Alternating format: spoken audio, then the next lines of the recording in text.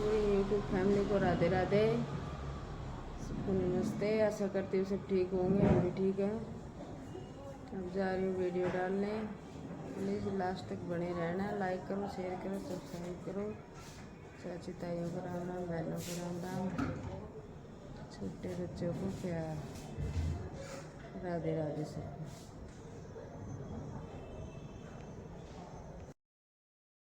कृपा करके आप यह बताइए कि जिस समय भगवान शंकर ने अपने माथे का वो तेज क्षीर सागर में डाल दिया था, उस समय क्या हुआ? नारद जी ने कहा, राजन, जब भगवान शंकर ने अपना वो तेज क्षीर सागर में डाल दिया तो उस समय वह शीघ्र ही बालक होकर गंगा सागर के संगम में बैठकर संसार को भर देने वाला रुदन करने लगा। उसके रुदन से समस्त संसार व्याकुल होता। लोकपालों के मन में ही व्याकुलता हुई, चराचर चलायमान हो गया। शंकर सुमन के रुदन से ब्रह्मांड व्याकुल हो गए। समस्त देवता और ऋषि मुनि व्याकुल होकर लोक पिता में श्री ब्रह्मा जी के शरण में गए। सबने मिलकर श्री ब्रह्मा जी को प्रणाम किया और स्तुति की। फिर कहा कि पितामह, यह तो बड़ा भयंकर समय उपस्थित हुआ है। हे महायोगी, इसका नाश कीजिए।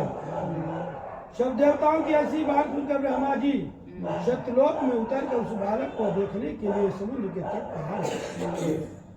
समुद्र से ब्रह्मा जी ने आता देखकर प्रणाम किया और बालक को उठाकर अपनी गोद में दे दिया। तब विस्मित होकर श्री ब्रह्मा जी ने पूछा, हे सागर, तुम शीघ्र कहो कि बालक किसका है?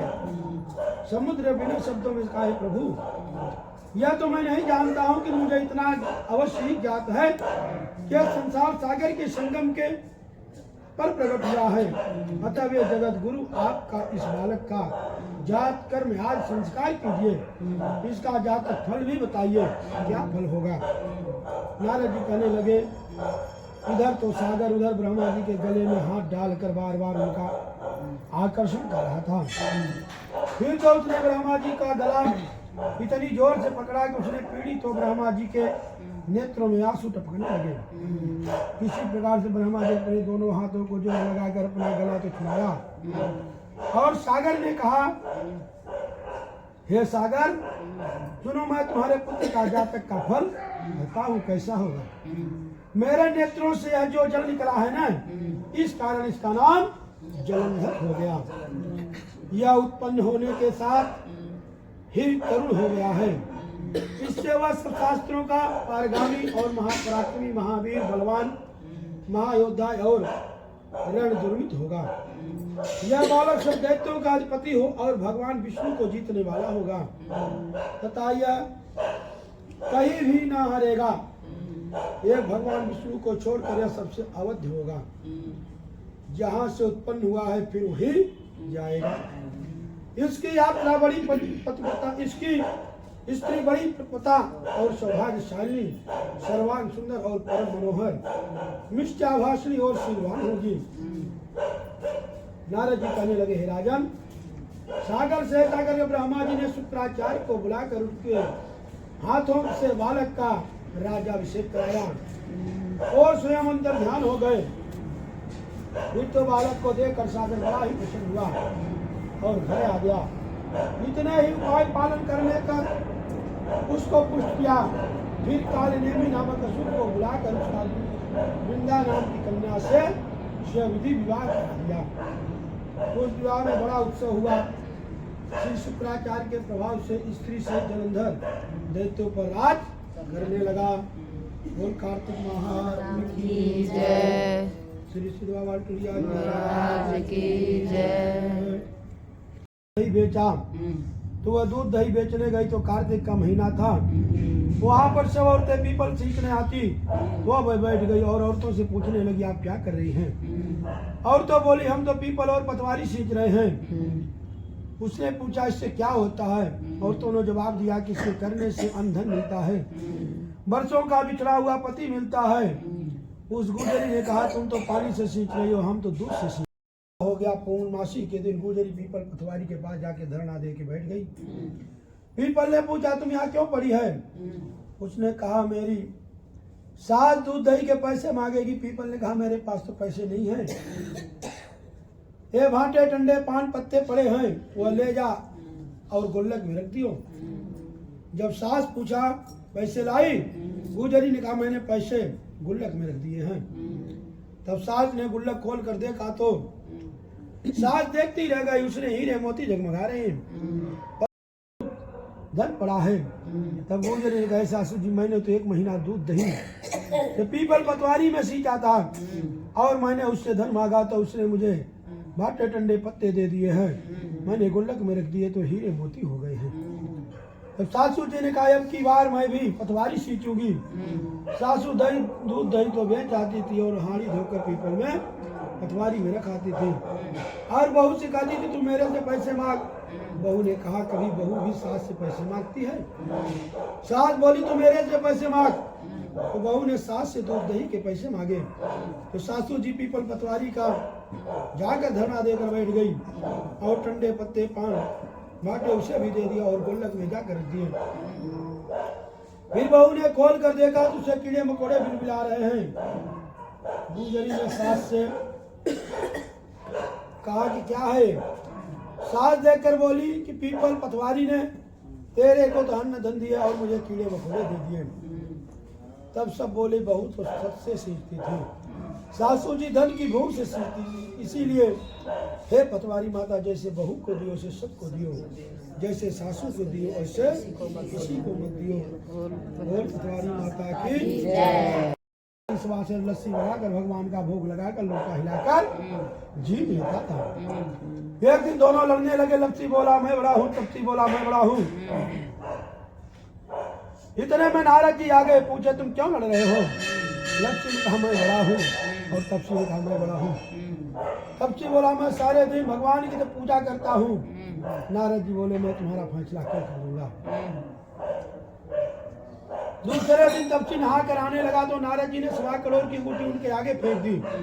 उसने आंख खोलकर देखा तो 1.25 करोड़ की अंगूठी पड़ी है। तब तपसी ने वह अंगूठी उठाकर अपने बगल में नीचे दबा ली और तपस्या करने लगा। और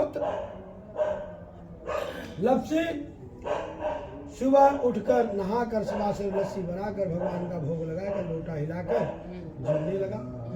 इतने में नारद जी आकर दोनों को बिठाया। तब दोनों बोले मैं बड़ा हूँ। तपसी बोला मैं बड़ा हूँ, लपसी बोला मैं बड़ा हूँ। नारद जी बोले तू घोड़ा उठा। घोड़ा उठाया तो 1.25 करोड़ की अंगूठी निकली। तब नारद जी बोले कि ये अंगूठी तूने चुराई है, इसलिए तेरी तपस्या भंग हो गई, इसीलिए लपसी बड़ा है। तपसी बोला महाराज मेरी तपस्या का फल कैसे मिलेगा? नारद जी बोले तेरे तपस्या का फल कार्तिक नहाने वाली देगी। फिर नारद जी बोले सबकी कहानी कह, अगर तेरी कहानी नहीं कहेंगी तुम कार्तिक का फल खत्म हो जाएगा, नहीं मिलेगा। बोल लपसी तपसी की जय। कार्तिक के महीने में सब औरतें तुलसी माता को सींचने जाती, सब तो सींच कर आती, परंतु एक बुढ़िया माई आती और कहती है तुलसी माता सत की दाता तेरा विरवा सींचती हूँ, मुझे बहू दे दे, पीले रंग की धोती दे दे, मीठा मीठा घास दे दे, बैकुंठ में भास दे दे, के चाल दे दे, अच्छी मौत दे दे, कंगन की कार दे दे, अच्छा राज दे, दाल भात जीवन को दे दे और 11 का दिन दे दे, 3 का कन्या दे दे। तब तुलसी माता यह बात सुनकर सूखने लगी।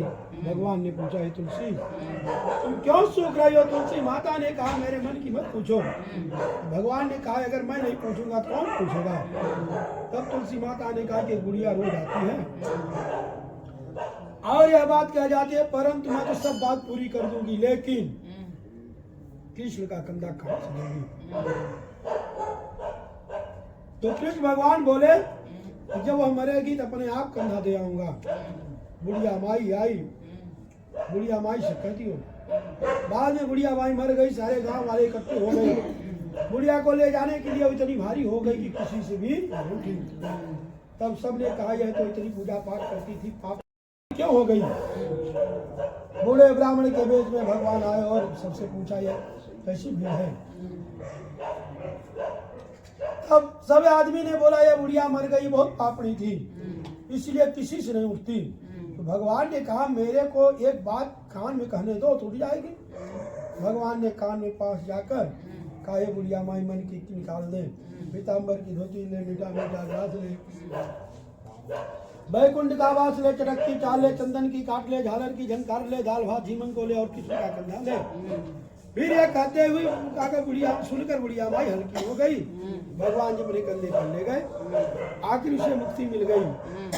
हे तुलसी माता, जैसे उसकी मुक्ति मिली वैसे सबको मुक्ति देना, और जैसे भगवान ने कंधा उसको दिया ऐसे सबको।